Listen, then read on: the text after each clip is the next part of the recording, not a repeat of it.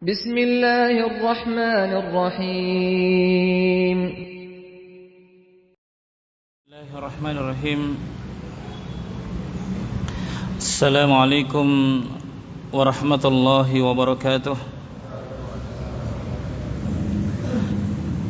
Innal hamdalillah nahmaduhu wa nasta'inuhu wa nastaghfiruh wa na'udzu billahi min shururi anfusina wa sayyiati a'malina. Man yahdihillahu fala mudilla lahu wa man yudlil fala hadiya lahu. Asyhadu an la ilaha illallah wahdahu la syarika lahu wa asyhadu anna Muhammadan abduhu wa rasuluhu la nabiyya ba'dah. Ya ayyuhalladzina amanu taqullaha haqqa tuqatih wa la tamutunna illa wa antum muslimun. Amma ba'd. Hadirin sidang jemaah Maghrib yang sama berbahagia, alhamdulillah kembali kita bersyukur kehadirat Allah Subhanahu wa taala, di mana pada malam ini kita kembali berada di rumah Allah Subhanahu wa taala. Kita masuk ke dalam masjid ini dalam rangka beribadah kepada Allah Subhanahu wa taala, mencari kebaikan. Salawat dan salam senantiasa tercurah kepada Nabi kita Muhammad sallallahu alaihi wa alihi wasallam, yang mana Nabi sallallahu alaihi wasallam menyamakan orang yang belajar agama, menuntut ilmu seperti orang yang berjihad di jalan Allah Subhanahu wa taala. Nah, orang menuntut ilmu itu orang berjihad. Dia berjalan, dia luangkan waktunya, dia fokuskan pikirannya, dia siapkan jiwanya mendengarkan kalam-kalam Allah Subhanahu wa taala atau petunjuk Rasulullah sallallahu alaihi wa alihi wasallam. Itu sebuah mujahadah, sebuah jihad, mujahid, yakni berjihad untuk mentaati Allah Subhanahu wa taala. Menuntut ilmu agama bagian dari melaksanakan atau merealisasikan perintah-perintah Allah Subhanahu wa taala. Nah, Nabi sallallahu alaihi wasallam bersabda, al-mujahid, mujahid itu adalah man jahada nafsahu, orang yang sungguh-sungguh mendidik jiwanya, bersungguh-sungguh mengarahkan dirinya untuk apa? Menjahada nafsahu fi taatillah, dalam mentaati Allah Subhanahu wa taala. Maka duduknya kita di sini sebagai seorang yang bermujahadah. Hidayah dengan mujahadah itu sangat terkait, erat hubungannya. Siapa yang ingin mendapatkan hidayah, Allah ingin tambah hidayah baginya, hendaklah dia tingkatkan mujahadahnya. Allah Subhanahu wa taala berfirman, walladzina jahadu fina, dan orang-orang yang berjihad di jalan kami, lanahdiyannahum subulana, niscaya kami akan berikan mereka petunjuk kepada jalan-jalan kami. Subhanallah. Jadi hidayah, petunjuk, jalan-jalan kebaikan terbuka setelah bermujahadah, setelah bersungguh-sungguh untuk mentaati Allah Subhanahu wa taala.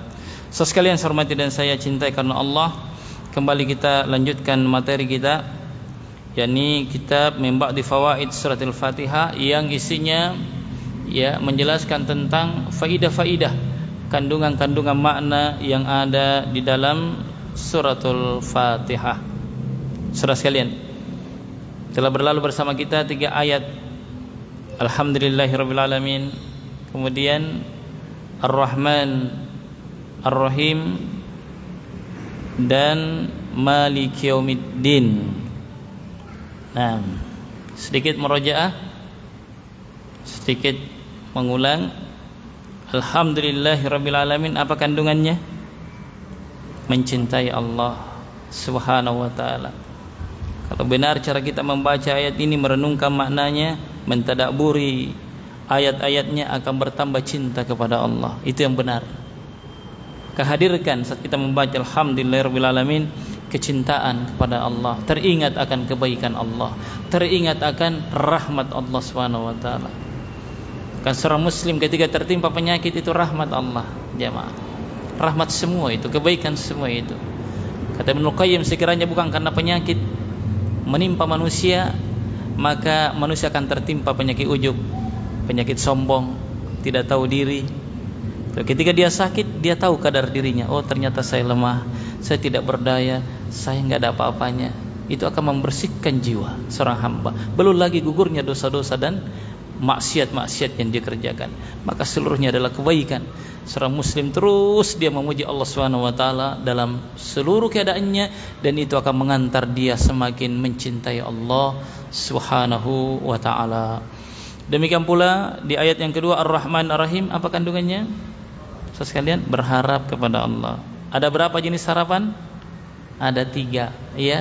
Kalau cinta ada berapa? Ada 4, ya kan? Nah, sekarang Maliki Yaumiddin, yang menguasai hari pembalasan. Apa kandungannya kemarin? Ya. Apa yang tergambar? Maliki Yaumiddin, yang menguasai hari pembalasan. Yang jangankan manusia, malaikat saja tidak mau berbicara. La yatakallamun, tidak ada yang berani berbicara di hadapan Allah. Illa man adina rabbahu, illa man adina, ya, apa lanjutannya? Illa man adina, illa man adina ar-Rahman wa qala shawaba. Pada hari itu jemaah, tidak ada yang berani berbicara. Malaikat pun takut kepada Allah. Wajaa rabbuka wal malaku saffan saffa. Pada hari itu datang Rabb kalian, dan bersama dengan para malaikat dalam keadaan berbaris-baris. Waji'a yauma idzin bi jahannam. Pada hari itu didatangkan neraka jahannam. Apa yang tergambar kira-kira? Rasa takut kepada Allah. Teringat dosa-dosa kita. Yang kecil teringat semua, apalagi yang besar-besar. Sekarang kita masih lupa dosa, ya. Apa dosa tadi, ya? Sama kalau orang melanggar, tiba-tiba dipanggil sama bos, langsung teringat semua. Ih, tadi saya melanggar, kemarin saya melanggar ini, oh bulan lalu saya melanggar itu. Teringat semua. Maka saat membaca ayat ini jemaah sekalian, bayangkan kita sedang berhadapan dengan Allah, berdiri di hadapannya, tertunduk malu dan hina akan dosa-dosa yang kita lakukan. Itulah hari yang pasti terjadi, yang setiap hamba akan berdiri di hadapan Allah Subhanahu wa taala, yang hari itu tidak akan bergeser kaki seorang hamba sebelum dia ditanya tentang 4 hal. Apa itu? Umurnya, masa mudanya, ilmunya, dan hartanya dari mana dan dikemanakan. Hari itu setiap orang dibalas sesuai dengan hasil usahanya. Ada rasa takut kepada Allah Subhanahu wa taala. Ini telah kita terangkan beberapa ayat, ya, di pertemuan yang lalu, yang seyogianya saat kita membaca ayat-ayat itu semestinya bertambah rasa takut kepada Allah Subhanahu wa taala. Saudaraku yang saya cintai karena Allah. Nah, sekarang apa manfaatnya memiliki rasa takut? Apa gunanya? Ya. Apa manfaat yang akan diterima orang-orang yang memiliki rasa takut kepada Allah Subhanahu wa taala? Sekalian yang saya hormati dan saya muliakan, Allah Subhanahu wa taala berfirman, "Waliman khafa maqama rabbih jannatan." Subhanallah. Waliman khafa maqama rabbih.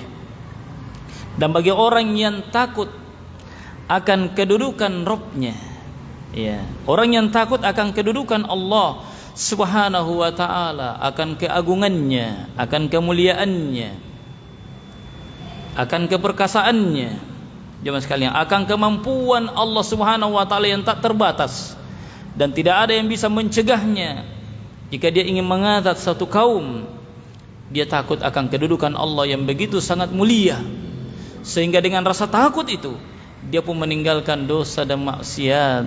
Yang dengan rasa takut itu dia bersegera melaksanakan perintah-perintah Allah Subhanahu wa taala, maka baginya 2 surga. Subhanallah. Manfaat yang luar biasa. kedudukan khauf, maqam khauf, kedudukan yang tinggi. Ya sekalian, seorang mukmin dalam perjalanannya kepada Allah, dalam hubungan ubudiyahnya kepada Allah Jalla Jalaluhu, dia harus memiliki kedudukan yang mulia ini, kedudukan khauf, maqam khauf. Maqam ini terlalu mulia dan tinggi di sisi Allah Subhanahu wa ta'ala. Seorang muslim hendaknya dia memupuk rasa takut itu dari hari ke hari. Semakin bertambah ibadahnya, semakin takut kepada Allah. Semakin bertambah ilmunya, semakin tunduk kepada Allah Subhanahu wa ta'ala. Itu yang benar. Hadirin yang saya hormati dan saya muliakan. Nah, Ibnu Katsir rahimahullahu ta'ala ketika menjelaskan makna ayat di atas, waliman khafa maqama rabbih jannatan, dan bagi orang yang takut akan saat menghadap Rabbnya, akan kedudukan Allah, baginya 2 surga. Kata beliau, siapa yang takut pada makom Rabbnya, kedudukan Allah yang mulia itu, jamaah sekalian, nanti kelak pada hari kiamat, ya, dia akan mendapatkan yang dijanjikan tadi. Sehingga ia dengan rasa takut kepada kedudukan Allah, rasa takut bahwa dia akan menghadap kepada Allah, bagaimana pengaruhnya dalam kehidupannya? Ini penting dilihat. Betulkah kita sudah merasakan rasa takut atau memiliki rasa takut itu? Ya sekalian, ya kan? Sudahkah kita memiliki rasa takut itu? Ini yang perlu dicek. Ini yang perlu dievaluasi. Kata beliau, sehingga ia satu, menahan hawa nafsu. Jadi kalau orang takut kepada Allah, pasti dia tahan hawa nafsunya. Setiap kita ada kecenderungan, setiap kita ada hawa nafsu yang mengajak kepada tabi. Kecenderungan hawa nafsu mengajak kepada apa? Kebaikan atau keburukan?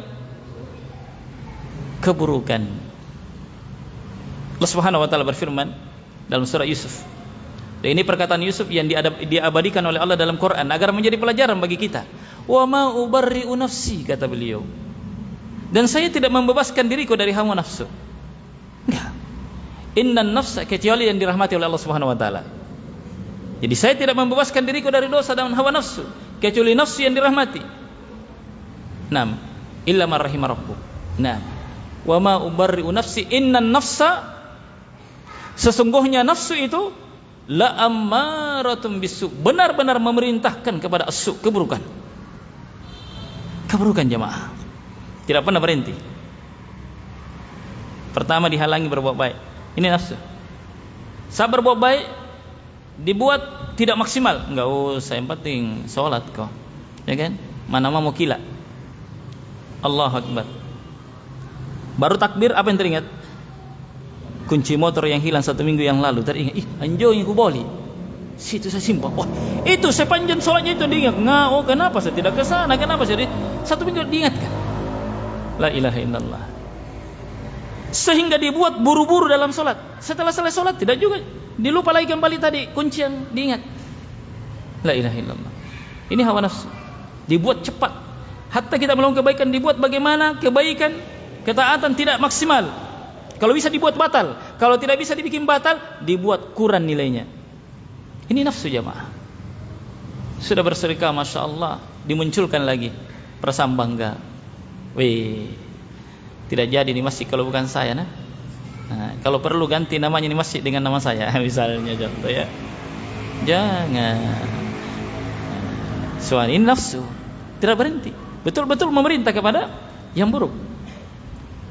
Hal sekalian, sehingga apa yang bisa merem ini hawa nafsu, apa yang bisa mengendalikannya? Rasa takut. Takut kepada Allah. Jangan deh, sia-sia amalan saya, tidak sah. Kan gitu. Ini rasa takut juga. Buat dari rasa takut, ya kan? Sia-sia amal saya ini kalau saya begini nih. Percuma saya melakukan kebaikan ini. Tidak ada nilainya. Muncul rasa takut. Kalau begitu, jangan. Perbaiki lagi hati, luruskan lagi niat, perbaharui lagi semangat, kan gitu. Kemudian yang kedua kata beliau, ciri orang yang takut akan kedudukan Allah Subhanahu wa taala tidak melampaui batas. Jelas ya?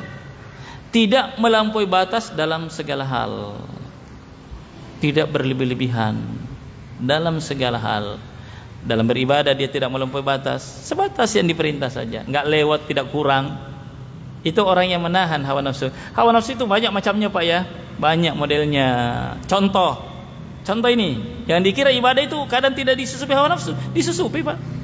Sekelompok orang datang ke rumah Nabi Sallallahu Alaihi Wasallam bertanya kepada Aisyah radhiallahu anha, bagaimana sih ibadahnya Nabi? Sudah Aisyah radhiyallahu anha terangkan Nabi itu begini. Lalu di antara mereka mengatakan apa?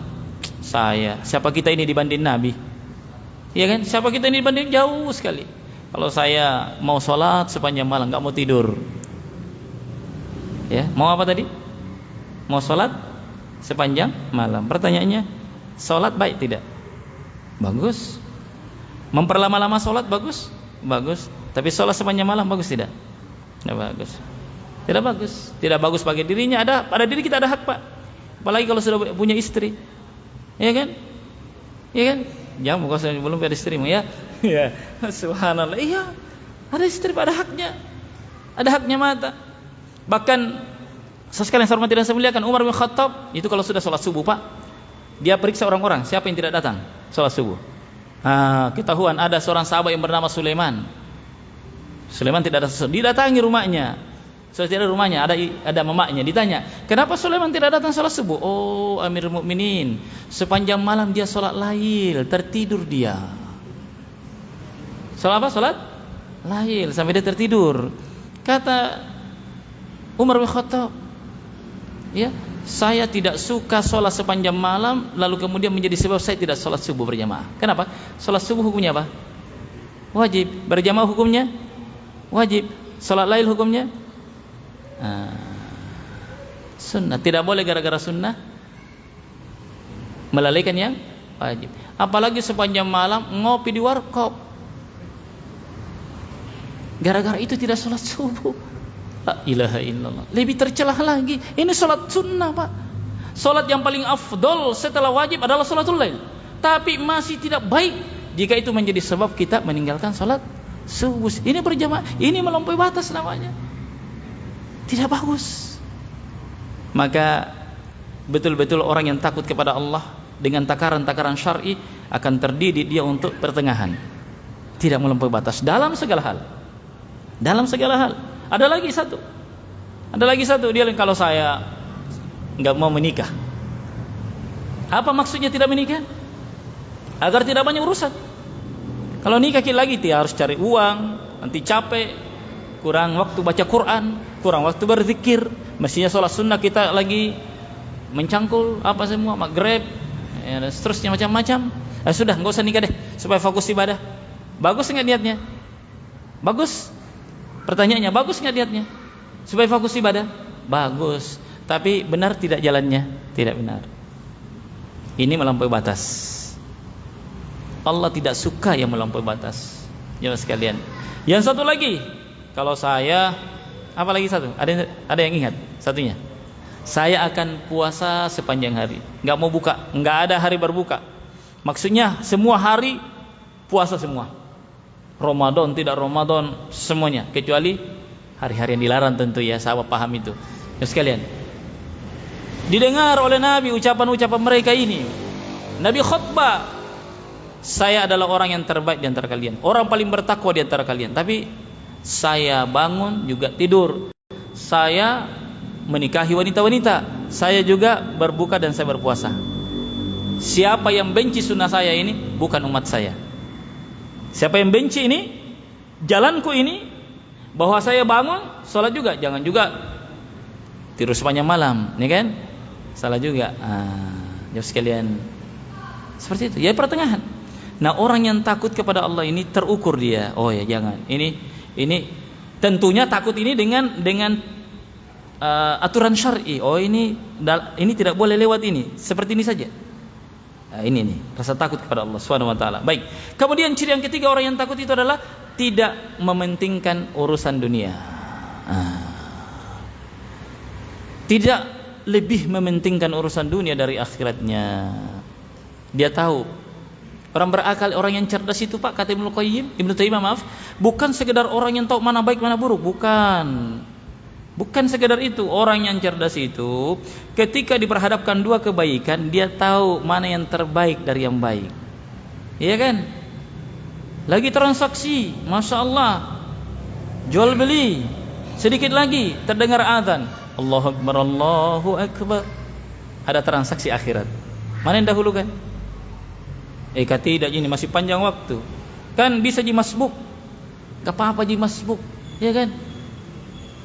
Ingat, kalau sudah mulai urusan sholat dibuat begini, akan payah yang lainnya. Jemaah sekalian, siapa yang suka terlambat untuk urusan sholat ini, maka jangan dia sesali kalau dia terlambat keluar dari neraka, waliyadzubillah, atau terlambat masuk surga. Lebih halus mungkin kalau bilang terlambat masuk surga ya. Itu orang yang terlambat masuk surga, boleh jadi terlambat masuk neraka sehingga terlambat masuk surga. Terlambat keluar dari neraka sehingga terlambat masuk surga. Jemaah sekalian, banyak faktor ya.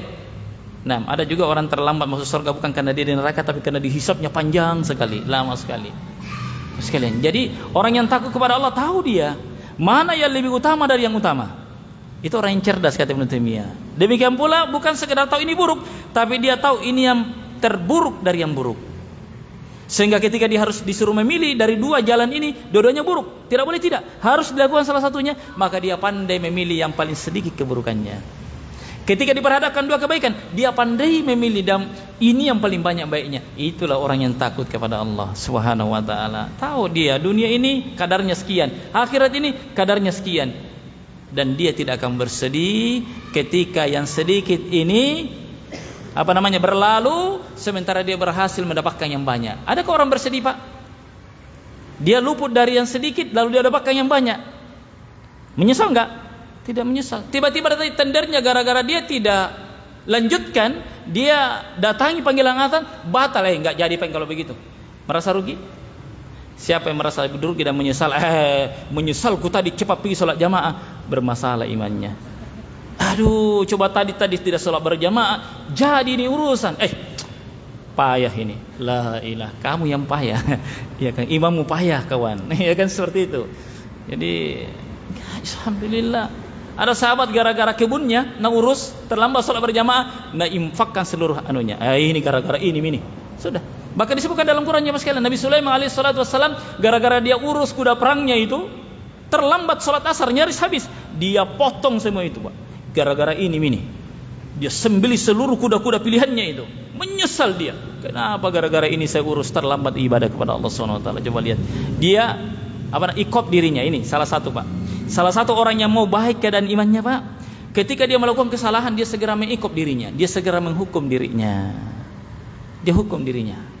Cara menghukumnya apa? Tidak berlebihan, dan dia lakukan kebaikan amal soleh. Kenapa?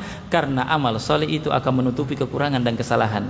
Nabi sallallahu alaihi wasallam bersabda, "Wa atbi'is sayyi'ah al-hasanah tamhuha." Ikutilah keburukan itu dengan kebaikan.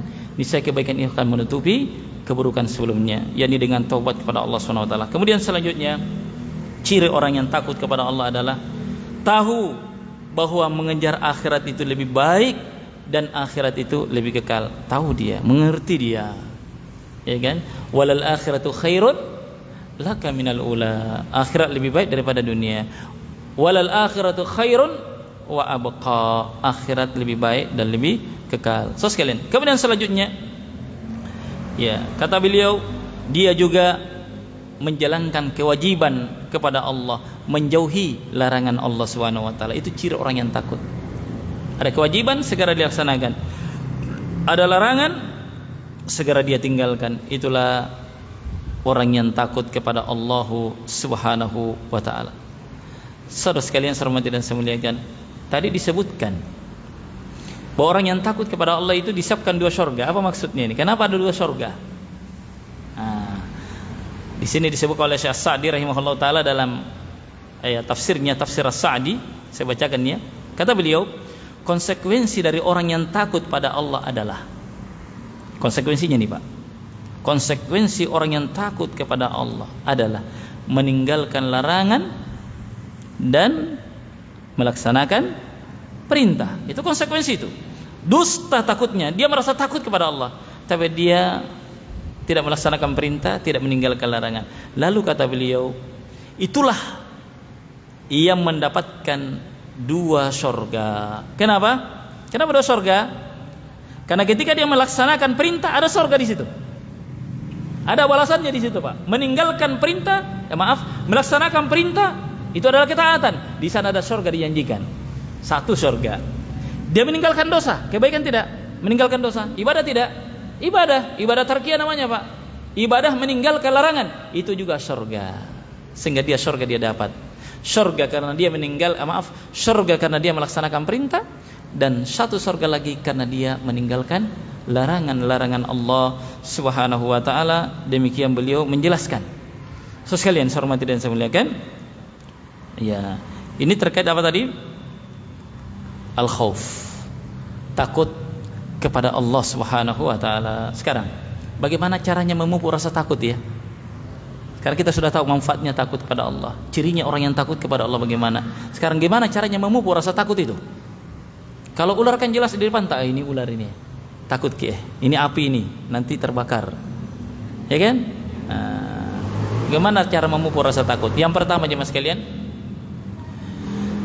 agar tumbuh rasa takut dalam hati, haruslah bertambah pengetahuan tentang Allah, terutama kaitannya dengan nama-nama dan sifat-sifat Allah serta perbuatan-perbuatannya. Kemahamampuan Allah mengazab secara seketika itu juga kepada siapa yang dikehendaki dari orang-orang yang gemar melakukan dosa. Jadi harus bertambah ilmu tentang itu. Bertambah ilmunya tentang kebesaran Allah, tentang kemahamampuan Allah, ini akan menambah rasa takut. Jemaah sekalian, Allah Subhanahu wa taala berfirman, "Innama yakhsyallaha min ibadihil ulama." Hanya saja yang takut kepada Allah adalah para ulama.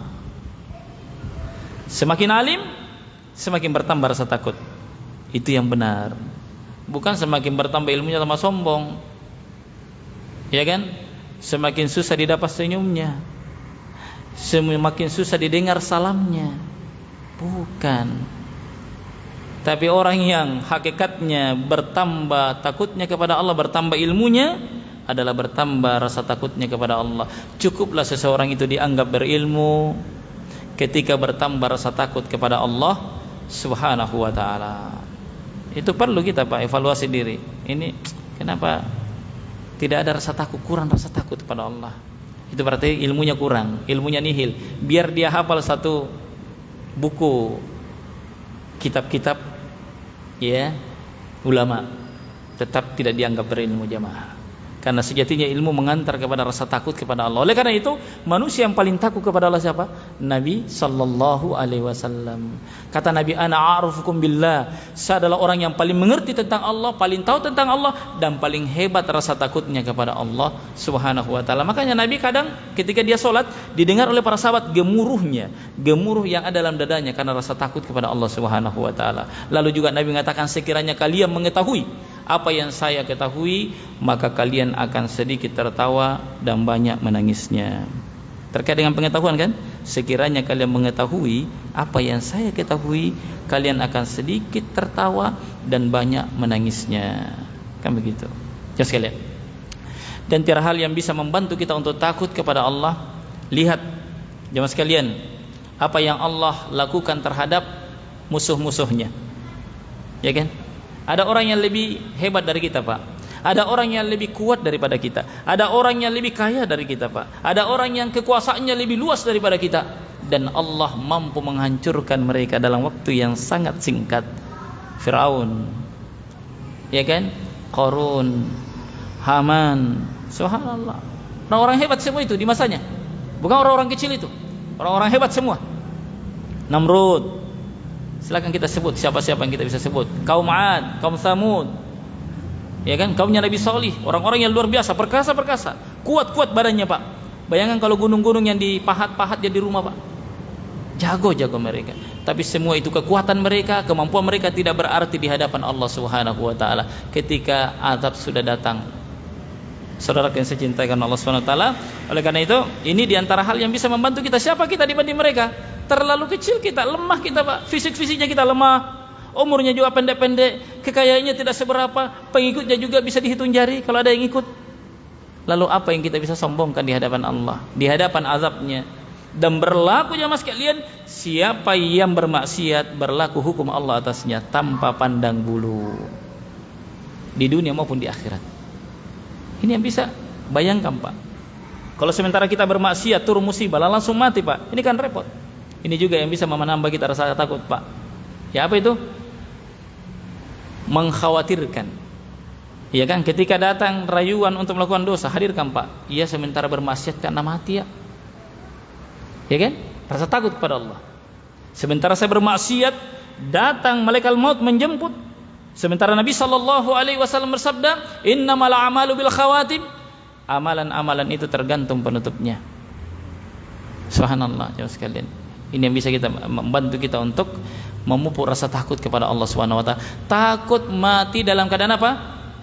Su'ul khatimah. Kenapa, Pak? Karena seseorang itu akan dimatikan di atas kebiasaannya. Kita akan dimatikan di atas kebiasaan, Pak. Hati-hati. Terutama yang perlu dipupuk di masa ini, rasa takut saat kita sendiri. Saat kita sendiri, Pak. Pupuk rasa takut pada Allah saat sendiri. Makanya hebat, kedudukannya mulia, janji yang luar biasa bagi orang yang dalam kesendiriannya dia gunakan untuk berzikir kepada Allah. Dari 7 golongan yang akan mendapatkan naungannya, Bapak-Bapak sekalian. Siapa mereka? Warajulun, ya kan, zakarallaha khalian fafadat ainahu, seseorang yang berzikir dalam kesendiriannya dan berlinang air matanya. Ini cara memupuk rasa takut kepada Allah. Biasakan, Pak, saat kita sendiri beribadah kepada Allah Subhanahu wa taala. Ya kan? Ini semua adalah hal-hal yang bisa menambah, memupuk rasa takut kepada Allah Azza wa Jalla. Saudara sekalian, hormati dan saya muliakan. Jadi jelas, Pak, ya, 3 hal yang telah berlalu pembahasannya. Ayat pertama, 2, yang ketiga, cinta kepada Allah. Terus yang kedua, berharap. Kemudian yang ketiga, rasa takut. Di antara hal yang bisa membantu kita untuk takut kepada Allah, berdoa kepada Allah. Berdoa, meminta, memohon kepada Allah agar ditanamkan dalam hati rasa takut. Itu juga taufik, Pak. Pemberian yang luar biasa itu.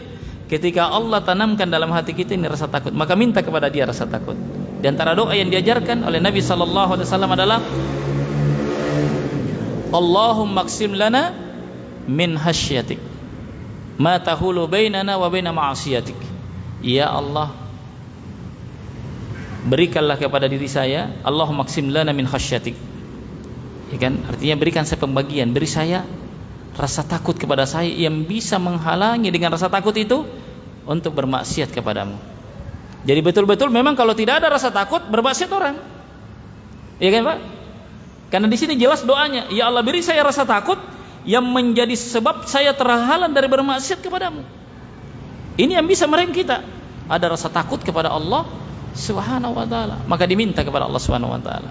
Atau di antara doa yang Nabi ajarkan, Allahumma ati nafsi taqwaha wa zakkaha anta khairu man zakkaha anta waliyuha wa malaha. Allahumma inni a'udzubika min qalbin la yakhsha. Ya Allah, saya berlindung kepadamu dari hati yang tidak takut.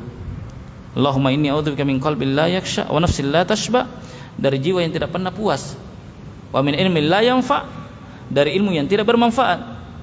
Nah, apalagi wa min da'watin la yustajabu laha, dan dari dakwah atau doa yang tidak diijabah oleh Allah.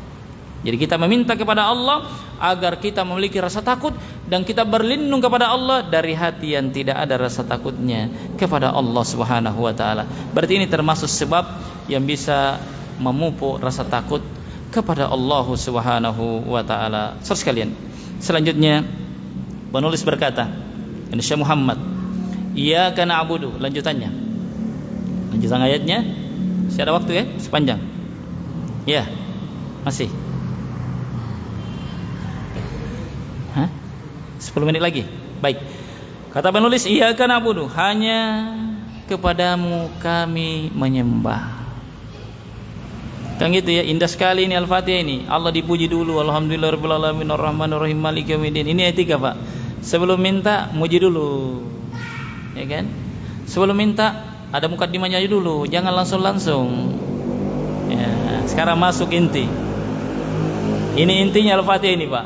Bahkan intinya Quran. Bahkan intinya seluruh kitab-kitab yang diturunkan. Bahkan inti dari seluruh para nabi dan rasul ini sudah. Iyyaka na'budu wa iyyaka nasta'in. Kata beliau, iyyaka na'budu, hanya kepadamu kami meminta atau berdoa, iyyaka na'budu, hanya kepadamu kami Menyembah, kata beliau, ai a'buduka ya Rabb bima madha. Maksudnya di sini adalah saya menyembahmu ya Rabb dengan apa yang telah disebutkan sebelumnya. Maksudnya apa? Ya Allah, saya menyembahmu dengan rasa cinta kepadamu.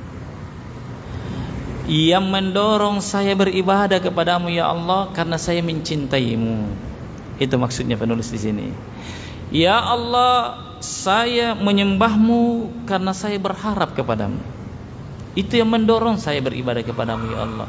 Rasa cinta kepadamu, rasa berharap kepadamu, berharap ingin berjumpa denganmu, berharap ingin memandang wajahmu di surga, berharap dengan hal-hal yang baik, termasuk berharap surga.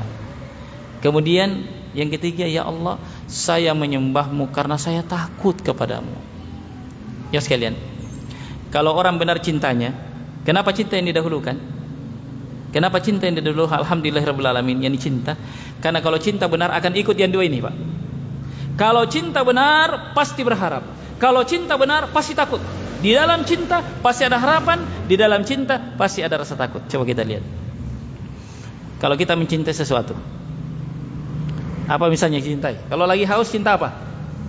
Apa yang dicinta kalau haus? Cinta air. Ya kan? Saya suka air. Ketika ada air, ada rasa takut. Rasa takut nanti tumpah. Ya kan? Berharap memilikinya. Ya kan? Seperti itu. Orang yang cinta kepada Allah pasti dia berharap. Berharap apa? Berharap apa yang ada di sisinya. Ya kan gitu.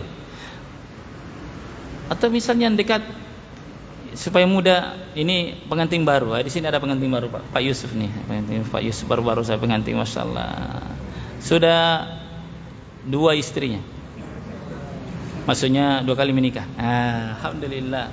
2 kali dapat gadis lain dah dapat. Alhamdulillah. Pasti dia cinta istrinya, Pak, pasti. Ketika dia cinta, dia berharap. Berharap apa? Tetap bersama. Ya kan? Anda berharap tetap bersama istri? Iyalah. Berharap ada ingin dicintai terus? Harapan juga itu. Berharap dia tetap melayani Anda? Iya. Yang ketiga, di dalam cinta ada takut. Anda ada rasa takut sama istri? Takut apa? Takut berpisah. Takut jika dia mokjo, ya kan? Takut jika dia pulang, minta pulang ke rumahnya misalnya. Pasti ada rasa takut itu. Di dalam cinta ada harapan, di dalam harapan ada takut. Kan seperti itu. Itulah 3 hal. Inilah inti ibadah, Pak. Disebut arkanul ibadah. Rukun-rukun ibadah yang tidak akan tegak dan tidak akan benar ibadah ini tanpa 3 hal ini. Ini luar biasa, Pak. Harus ada ini. Ibadah kita menjadi sangat dahsyat, menjadi sangat luar biasa, menjadi sangat tinggi nilainya ketika 3 hal ini ada pada ibadah. Walaupun ibadah itu sederhana.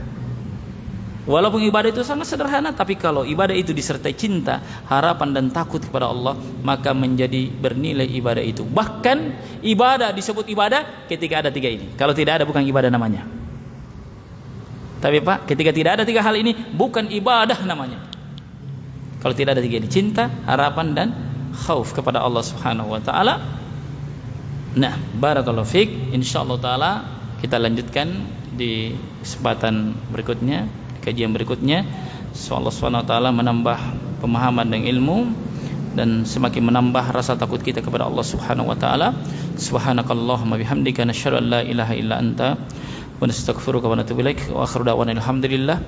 Assalamualaikum warahmatullahi wabarakatuh.